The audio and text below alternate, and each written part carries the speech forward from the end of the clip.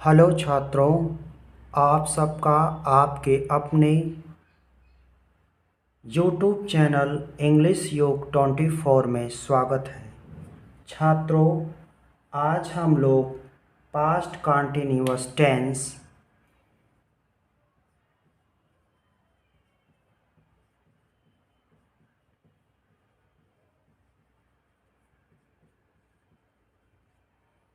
का किस प्रकार से पैसिव वॉइस बनाया जाता है, इसको हम लोग सीखेंगे। छात्रों, पिछले वीडियो में आप लोगों ने पैसिव वॉइस बनाना सीखा। हम लोग टेंस वाइज ये सीरीज चला रहे हैं। अगर कोई समस्या आपको हो रही हो तो आप कमेंट बॉक्स में कमेंट कर सकते हैं। पैसिव वॉइस से संबंधित जो भी समस्या होगी उसका निराकरण किया जाएगा। तो छात्रों, देर न करते हुए हम लोग पास्ट कंटिन्यूअस टेंस के पैसिव वॉइस का अध्ययन करना प्रारंभ करते हैं।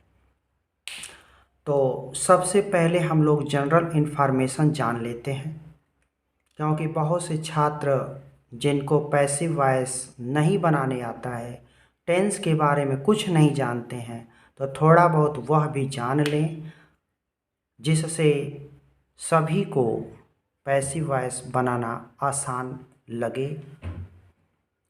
जैसे छात्रों, सर्वप्रथम हम लोग इसकी पहचान समझते हैं।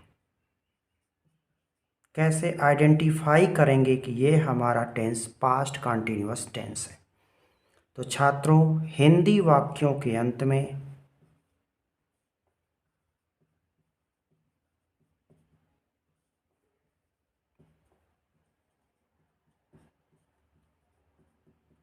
रहा था, रही थी,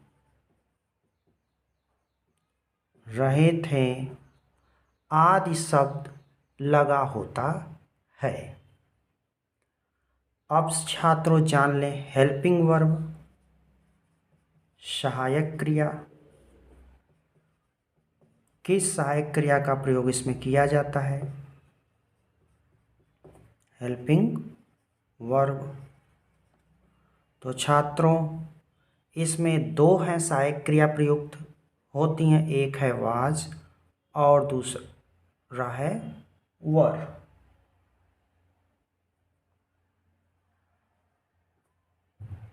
एक है वाज और दूसरा वर। तो यहीं पे छात्रों ये जान लें कि वाज का प्रयोग किसके किसके साथ करेंगे और वर का किसके किसके साथ करेंगे। तो वाज का प्रयोग छात्रों सिंगुलर सब्जेक्ट्स के साथ वाज का प्रयोग करेंगे। तो सिंगुलर सब्जेक्ट्स में कौन कौन लोग आते हैं यह जान लें। ही, सी, इट, राम, बॉय और आई। अब हम लोग यह जान लें कि प्लूरल सब्जेक्ट कौन है। बहुवचन कर्ता कौन कौन होते हैं, इसको हिंदी में कहते हैं छात्रों बहुवचन कर्ता, और इसे कहते हैं एक वचन कर्ता। ये जानना बहुत आवश्यक है, बेसिक चीज़ें जानना बहुत आवश्यक है, तभी हम आगे अपना पैसिव आराम से कर लेंगे।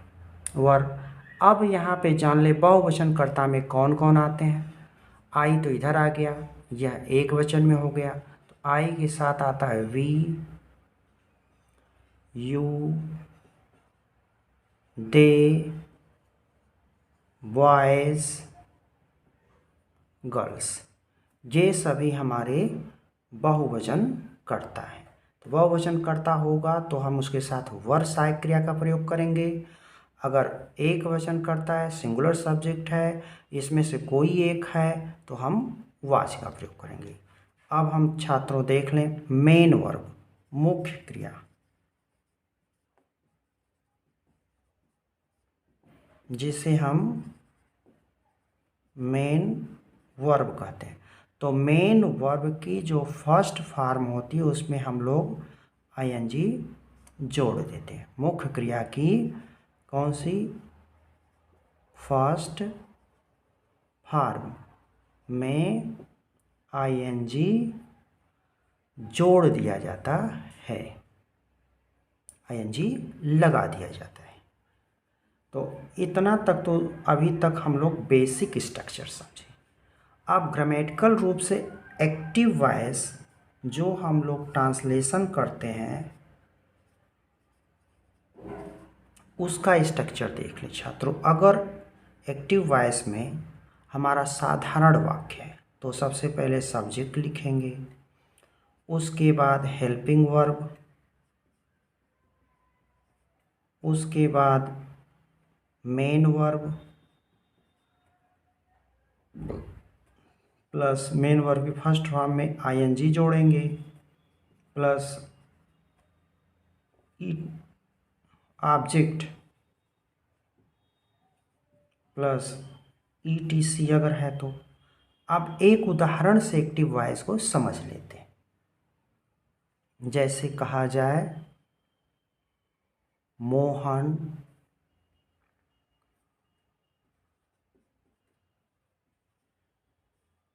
एक किताब पढ़ रहा था। ये एक्टिव वॉइस का सेंटेंस है।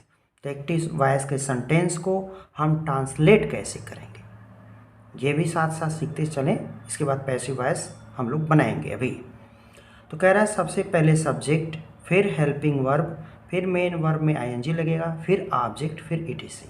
तो इसी क्रम में हम छात्रों इसको हिंदी वाक्य को अंग्रेजी में लिखेंगे। तो सब्जेक्ट हमारा देखें ये है, रहा है, रही, रहा था, रही थी, रहे थे। ये हेल्पिंग वर्ब, वाज या वर में से कोई एक आएगा।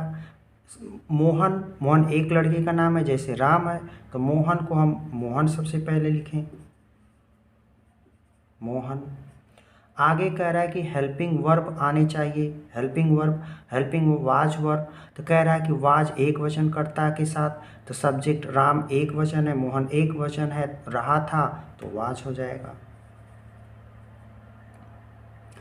क्या, अब देखें कह रहा है कि हेल्पिंग वर्ब हो गया, उसके बाद मेन वर्ब, मेन वर्ब हमारी ये पढ़ना है, ये हो गया आपका हेल्पिंग वर्ब, ये हो जाएगी हेल्पिंग वर्ब, और ये हो जाए आपका आपकी मेन वर्ब, और यहाँ से यहाँ हो गया ऑब्जेक्ट। आपको समझ में आ गया होगा अब। तो मोहन वाज हेल्पिंग वर्ब, रहा था, रही थी, तो क्या रहा था, रही थी के लिए आएगा वाज या वर में से कोई एक। जब कर्ता एक वचन है तो वाज लगाएंगे। तो हो गया मोहन वाज, हम लोग इसको लिख लिए। तो अब हेल्पिंग वर्ब का मेन वर्ब क्या कर रहा है, पढ़, पढ़ना की अंग्रेजी रीड। कह रहा है फर्स्ट फॉर्म में आईएनजी जोड़ेंगे, क्या जोड़ेंगे, आईएनजी, तो आईएनजी लगा दें।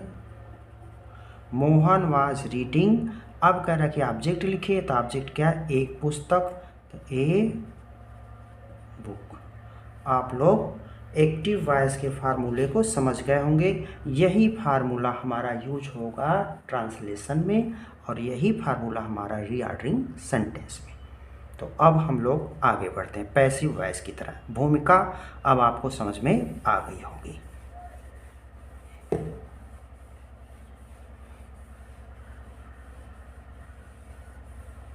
तो छात्रों अब हम लोग पास्ट कंटिन्यूअस के अफर्मेटिव सेंटेंस का पैसिव वॉइस बनाना सीखने चल रहे हैं। तो फार्मूला समझ लें अफर्मेटिव सेंटेंस।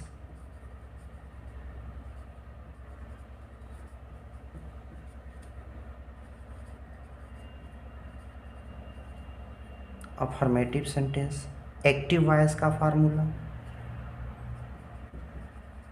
क्या होगा, सबसे पहले सब्जेक्ट लिखेंगे, plus helping verb,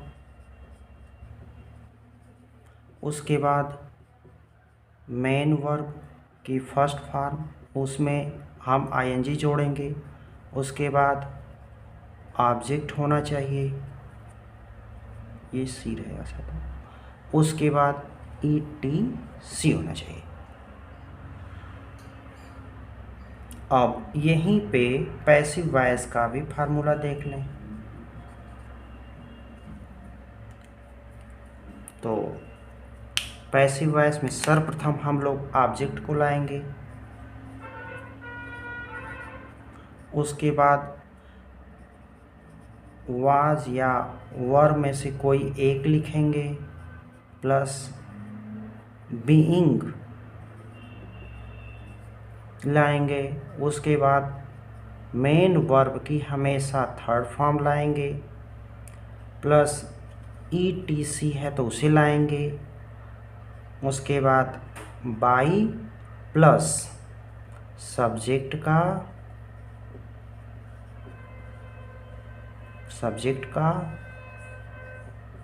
objective case. अब हम लोग उदाहरण से समझते हैं।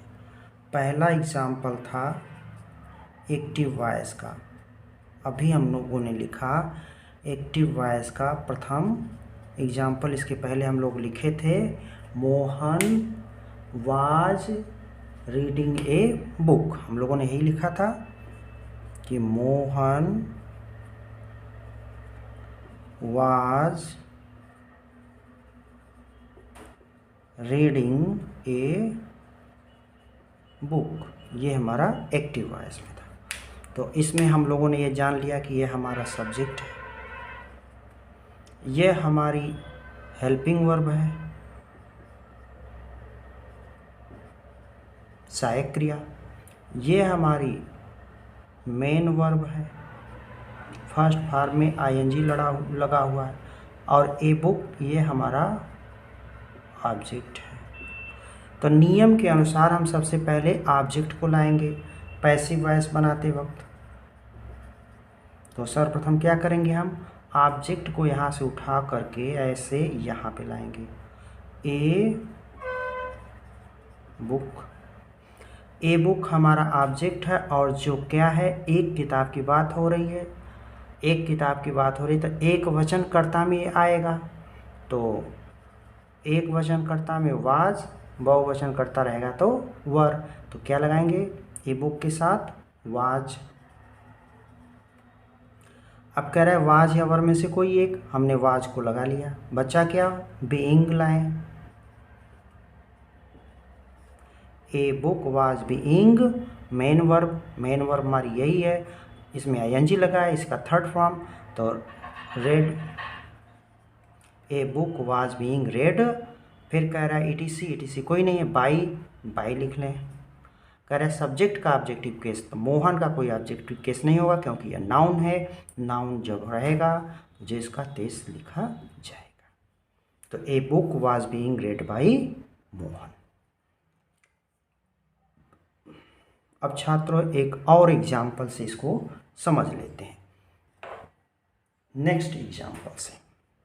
ये आपको समझ में आ गया होगा, आप लोग लिख लीजिए, मैं रब कर देता हूँ और दूसरा एग्जाम्पल से इसे समझा रहा हूँ, बेहतर ढंग से आपको समझ में आ जाना चाहिए।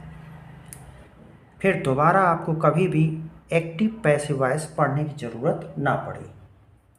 You were calling me at the gate. Next example है you were calling me at the gate. ये हमारा पास्ट कॉन्टिन्यूअस का एक्टिव वॉइस का सेंटेंस है। अब बनाना है इसका हमें पैसिव। तो पैसिव बनाने से पहले थोड़ा सा चीज़ें जान लें।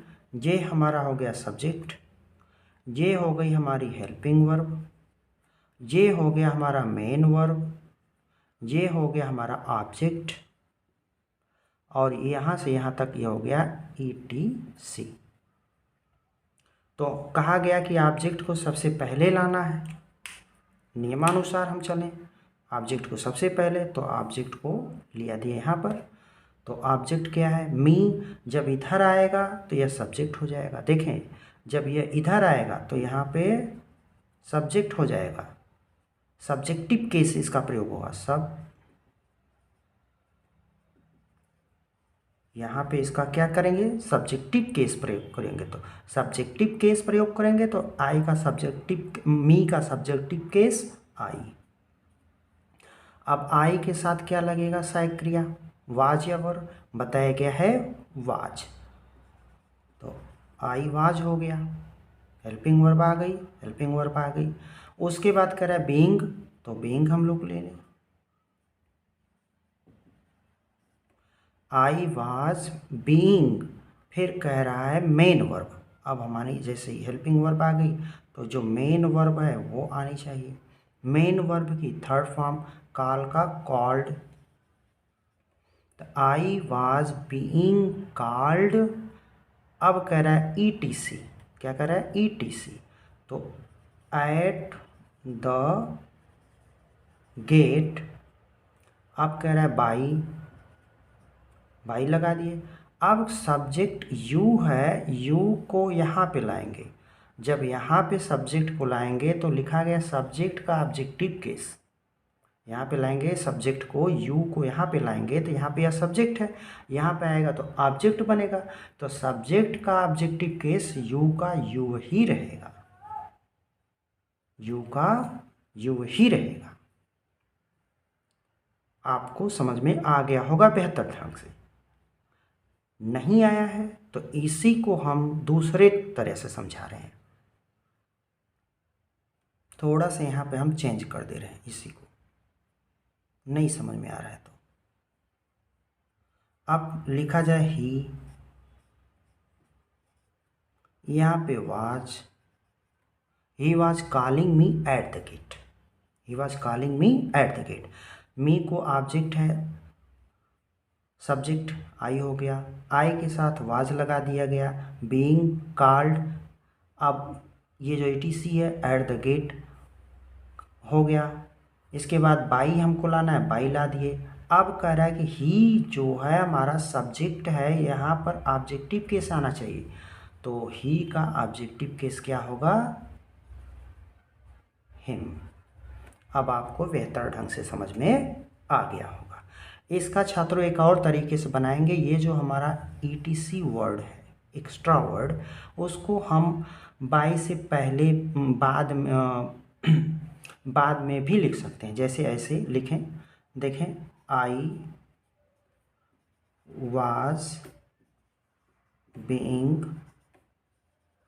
Called by him at the gate. अगर हम इस तरह भी बना रहे हैं तो भी कोई गलती नहीं है, ये एक्स्ट्रा वर्ड है, इसको हम बाई से पहले भी लगा सकते हैं और बाई के बाद भी लगा सकते हैं, ये हम स्वतंत्र हैं। यहाँ तक आपको समझ में आ गया होगा। अब हम अफर्मेटिव से निगेटिव सेंटेंस चलते हैं, अब ज़्यादा लेट नहीं होगा, बहुत फास्ट चलेंगे हम लोग।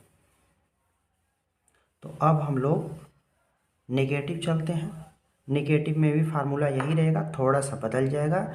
यहाँ पर जो ये हेल्पिंग वर्ब है यहीं पर एनओटी जुड़ जाएगा, और यहाँ पर जो लिखा गया है यह अफर्मेटिव, यहाँ पर हो जाएगा नेगेटिव। अब यहाँ पर क्या होगा, यहाँ पर भी एनओटी, यहाँ पर जो है आपका एनओटी जुड़ जाएगा, एनओटी जुड़ जाएगा बीइंग से पहले।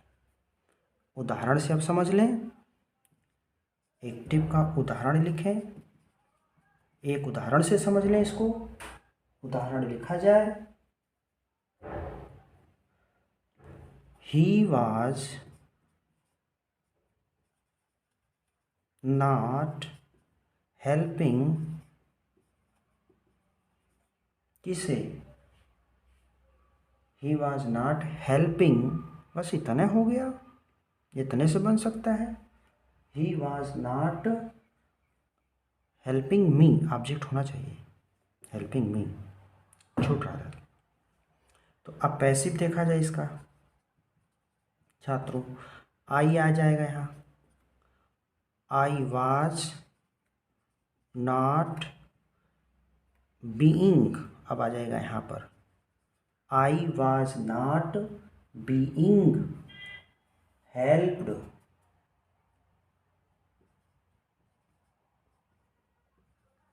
आई was not being helped by he का हिम।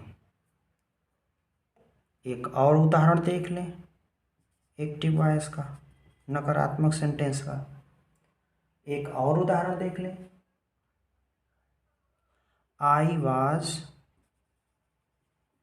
Not making kites. देखें काइट्स लिखा गया है, मतलब ऑब्जेक्ट हमारा बहुवचन है, और ऑब्जेक्ट बहुवचन है तो पैसिव जब हम बनाएंगे तो ऑब्जेक्ट को इधर लाएंगे तो काइट्स लिखेंगे। जब हम काइट्स लिखेंगे तो ये हमारा क्या हो जाएगा, बहुवचन हो जाएगा। क्या हो जाएगा, बहुवचन हो गया। तो क्या लगाएंगे, kites were not being, making का made, kites were not being made by me, full stop. ये हमारा नेगेटिव सेंटेंस हो गया। अब हम लोग छात्रों इंट्रोगेटिव सेंटेंस को समझेंगे।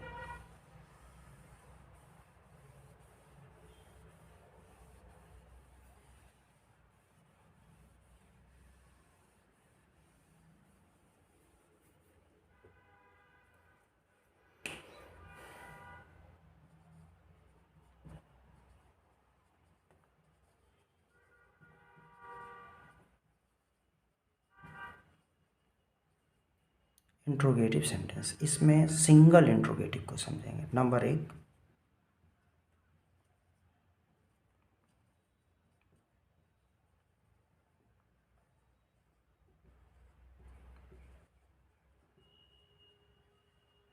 सिंगल इंट्रोगेटिव सेंटेंस मतलब क्या, प्रश्नवाचक शब्द प्रारंभ में आए, शुरू में आए तो क्या करेंगे, एक्टिव का फार्मूला लिख लें। एक्टिव का फार्मूला वाज, वर में से कोई एक होगा, सब्जेक्ट होगा, एनओटी है तो रहेगा, नहीं है तो नहीं रहेगा, प्लस मेन वर्ब के फर्स्ट फॉर्म में आईएनजी लगेगा, उसके बाद ऑब्जेक्ट होगा, उसके बाद ईटीसी और क्वेश्चन मार्क अनिवार्य रूप से। इसका हम पैसिव फार्मूला लिख लें। वाज और वर में से कोई एक प्लस हमारा ऑब्जेक्ट, उसके बाद अगर एनओटी है तो लगाएंगे, नहीं है तो नहीं लगाएंगे, प्लस बीइंग हो जाएगा। उसके बाद हमारा मेन वर्ब की जो थर्ड फॉर्म यूज होगी, प्लस ईटीसी है तो लगाएंगे, नहीं तो नहीं लगाएंगे, प्लस बाई प्लस सब्जेक्ट का ऑब्जेक्टिव केस। उदाहरण से समझ लें हम लोग, एज एक्टिव वॉइस का उदाहरण से समझ लें। अब हम लोग एक उदाहरण से समझें इसे।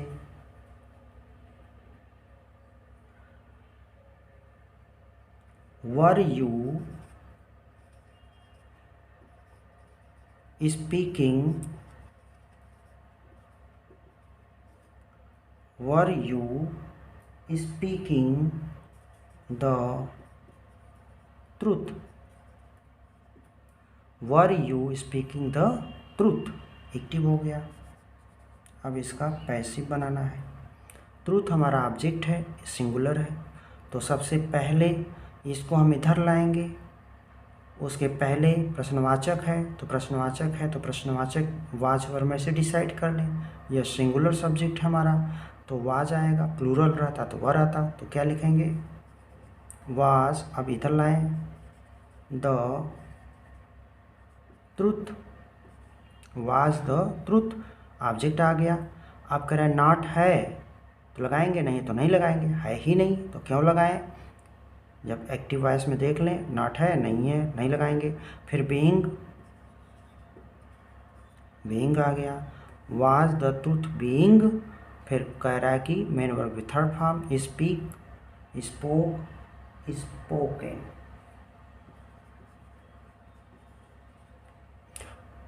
और इसके बाद मेन वर्ब थर्ड फॉर्म हो गया, etc है नहीं, बाई यू का यू ही रहेगा। एक और एग्जाम्पल से देख लें इसे हम लोग एक्टिव में, जिससे एकदम से क्लियर हो जाए।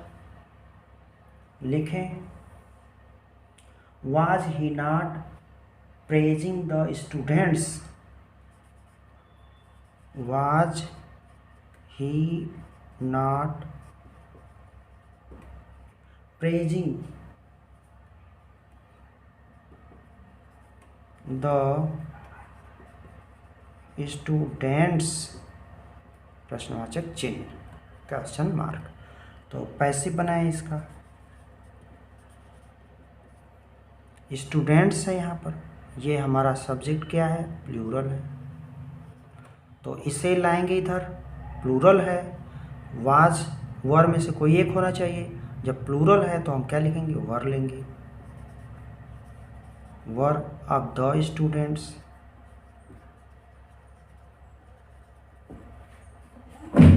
वर्ब आनी चाहिए, वर हम लोग लिख लिए, सब्जेक्ट लाएंगे द स्टूडेंट।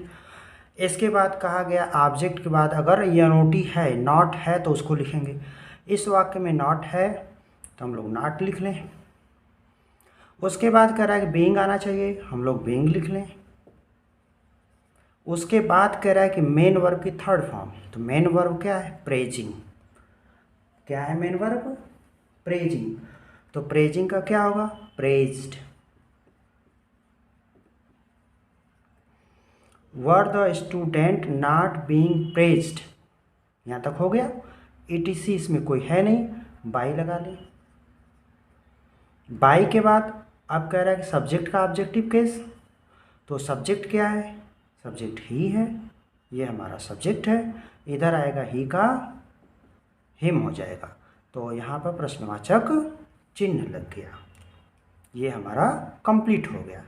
अब हम लोग डबल इंट्रोगेटिव सेंटेंस का अध्ययन करेंगे कि डबल इंट्रोगेटिव सेंटेंस का पैसिव वॉइस कैसे बनाया जाता है, अर्थात ऐसे सेंटेंस प्रश्नवाचक जिनमें क्या, क्यों, कब, कैसे, कहाँ वाक्य के, हिंदी वाक्य के बीच में आए, जिनकी अंग्रेजी हम लोग सबसे पहले लिखते हैं। क्या हो? बीच में, जिनकी अंग्रेजी हम WH वर्ड को क्या करते हैं? पहले लिखते हैं। तो यहाँ पर भी चेंज कर लें। अब हम दूसरे तरीका का चल रहे हैं अध्ययन करने। डबल दूसरा वाला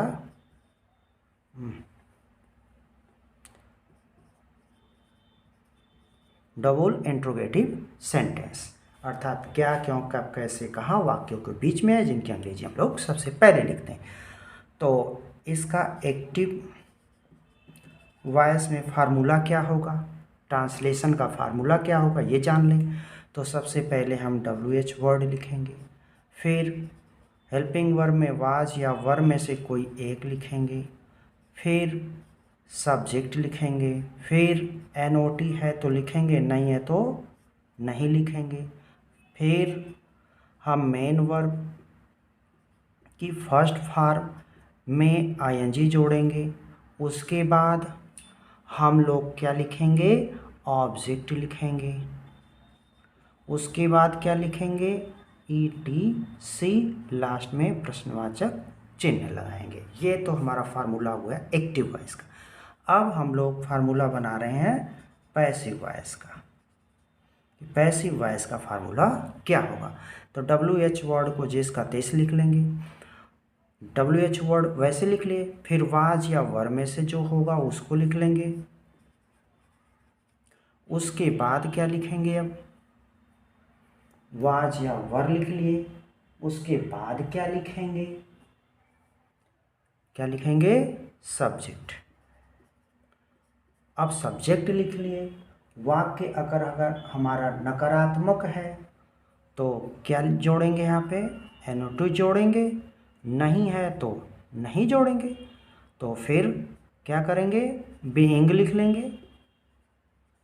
उसके बाद जो हमारी मेन वर्ब होगी उसका थर्ड फॉर्म प्लस ETC है तो उसको लगाएंगे। उसके बाद थोड़ी सी मिस्टेक हो गया छात्रों, वैसे कोई ज़्यादा मिस्टेक नहीं है भाई। ऑब्जेक्ट है ये, इधर आएगा तो सब्जेक्ट बनेगा, यही जो यहाँ पर आएगा तो क्या होगा, सब्जेक्टिव केस प्रयुक्त होगा, सब्जेक्ट बनेगा, तो कोई दिक्कत नहीं है। वैसे समझने के लिए आपको ऑब्जेक्ट ही बना दें, नहीं तो आप कंफ्यूज हो जाएंगे। ऑब्जेक्ट, ऑब्जेक्टिव, ठीक है, ऑब्जेक्ट ले दिए अर्थात सब्जेक्ट जिसे हम कह सकते हैं। उसके बाद यहाँ पे ETC के बाद हम क्या लाएंगे, बाई लाएंगे। बाई के बाद अब कह रहा है यही जो सब्जेक्ट है यहाँ पर आ जाएगा, कहा जा रहा है कि सब्जेक्ट का ऑब्जेक्टिव केस। देख लिया ना, ये ऑब्जेक्ट है, इधर आ जाएगा तो ये ऑब्जेक्ट को ही लाना है, लेकिन जब इधर आएगा तो ये सब्जेक्टिव केस में होगा, सब्जेक्टिव केस में लिखेंगे। और यही सब्जेक्ट जब इधर जाएगा तो इसे ऑब्जेक्टिव केस में लिखेंगे।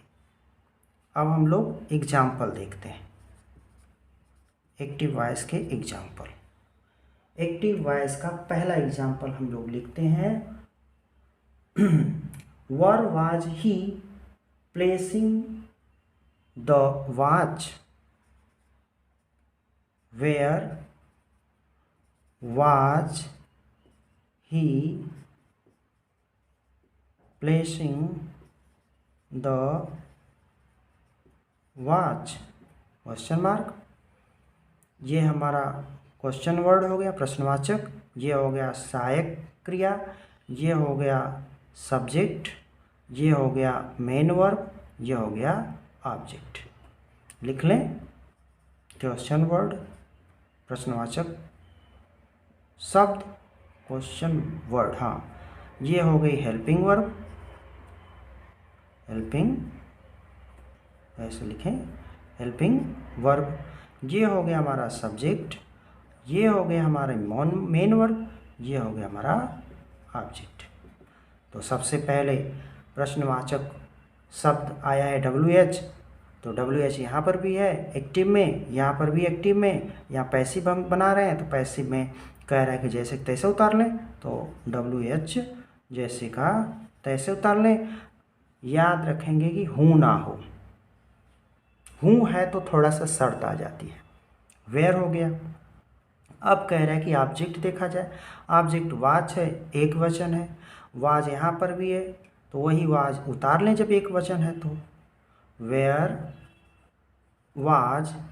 अब सब्जेक्ट मतलब कि ऑब्जेक्टिव केस, ये ऑब्जेक्ट आना चाहिए, यहाँ पर जो ऑब्जेक्ट वही को लाएंगे सब्जेक्ट के स्थान पे, तो watch, where was the watch. आ गया, नॉट है, नहीं, नहीं है तो क्या लिखेंगे, बीइंग है तो बीइंग लाएंगे,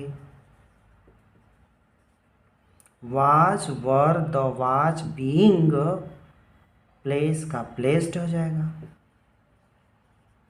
बाई हिम।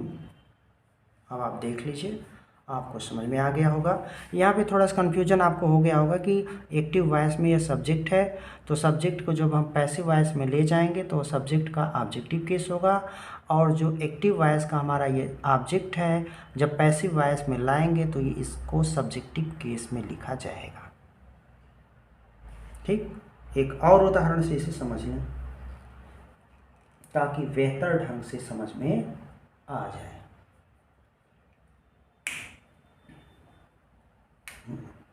रब कर लें, फिर इसे बेहतर ढंग से हम लोग समझ लेते हैं।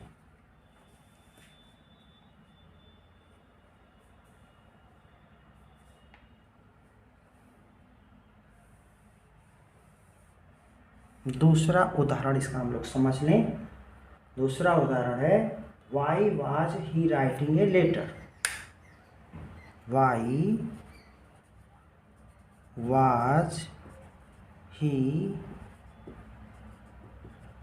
Writing letter. ठीक,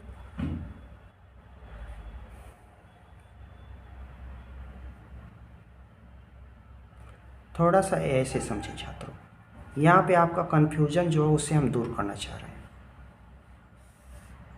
ऐसे समझे, why was Ram,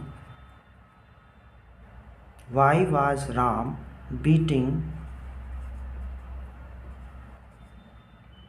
him.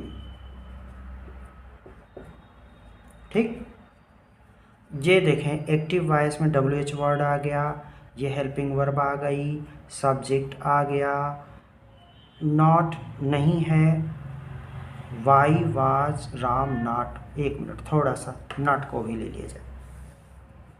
Why was Ram not, आपका कन्फ्यूजन हम दूर करना चाह रहे हैं इसलिए थोड़ा सा लेट हो रहा है। Why was Ram not beating him. ठीक, अब देखें, ये आपका WH वर्ड हो गया, WH वर्ड हो गया, ये आपका हेल्पिंग वर्ब हो गई, ये आपका सब्जेक्ट हो गया, ये आपका नेगेटिव वर्ड हो गया, ये आपका मेन वर्ब हो गई, और ये आपका ऑब्जेक्ट हो गया। अब पैसिव देखें, कह रहा है कि WH वर्ड हम जैसे का तैसे उतार लेंगे, अगर हूँ नहीं है तो पैसिव बनाएं। यहाँ पे हम आपका कन्फ्यूजन दूर करना चाह रहे हैं, तो WH वाई लिख लें। अब हमारा इसमें देखें सब्जेक्ट ये है और ऑब्जेक्ट ये है, तो जब हम इसे ऑब्जेक्ट को यहाँ पे लाएंगे, अर्थात यहाँ से यहाँ पे लाएंगे, तो ये सब्जेक्टिव केस में होगा। भले से यह ऑब्जेक्ट है लेकिन लिखा किस में जाएगा, सब्जेक्टिव केस में। देखिए कैसे, हिम है, ही आएगा, तो वाई वाज हिम का क्या हो जाएगा, ही। अब हो गया ना सब्जेक्टिव केस। यहाँ पर देखिए ऑब्जेक्ट है, यहाँ पे यहाँ से यहाँ ऑब्जेक्ट लाएंगे, लेकिन उसका हम क्या लिखेंगे, subjective case. Y was he not, अब नॉट आ गया है तो यहाँ पे लिख लिए बीइंग आ गया। बीटिंग का थर्ड फॉर्म बीट होता है, बीट का बीटिंग बनता है, तो बीट का beaten. Y was he not being beaten by ये, उसके बाद ये हमारा सब्जेक्ट यहाँ पे आ जाएगा, राम। आपको समझ में आ गया होगा कि सब्जेक्ट यहाँ पे जाएगा तो सब्जेक्ट का ऑब्जेक्टिव कैसे लिखेंगे, अगर हम राम को यहाँ बदल दें, राम को भी बदल दें, आपका टोटल कन्फ्यूजन हम दूर कर दे रहे हैं। Why was I not beating him, why was I not beating him, तो वाई वाज हिम का he not being beaten by I का, आई सब्जेक्ट है, आई का क्या हो जाएगा, मी। अब आपको बेहतर ढंग से समझ में आ गया होगा। वाई देखें ऑब्जेक्ट यहाँ पे आएगा सब्जेक्टिव केस में, सब्जेक्ट यहाँ पे जाएगा ऑब्जेक्टिव केस में। Why was he not being beaten by me. अब एक एग्जाम्पल और समझ लें जो WH वर्ड से संबंधित है। WH संबंधित है अर्थात हूँ का यहीं जो समझ लें एक्टिव वॉइस में हूँ was finishing the work, question mark. Passive बनाएंगे, इसका क्या बनेगा छात्रों? हूँ है तो बाई होम लिखेंगे, बाई होम लिखेंगे। बाई होम लिखने के बाद क्या लिखेंगे? वर्क हमारा ये ऑब्जेक्ट है तो वाज आ जाएगा, वाज द वर्क बीइंग, उसके बाद finished. By home was the work being finished. यहीं पे ये समाप्त हो गया। तो छात्रों, उम्मीद करता हूँ कि आप लोगों को मेरे द्वारा पढ़ाई गई पास्ट कंटिन्यूअस टेंस की पैसिव वॉइस अच्छे से समझ में आ गई होगी। तो आपसे एक रिक्वेस्ट है कि हमारे YouTube चैनल इंग्लिश युग 24 को लाइक करें, दोस्तों में अपने शेयर करें और सब्सक्राइब करना ना भूलें, ताकि आपसे मोटिवेटेड होकर हम और अच्छे से अच्छे वीडियो बना सकें। धन्यवाद छात्रों।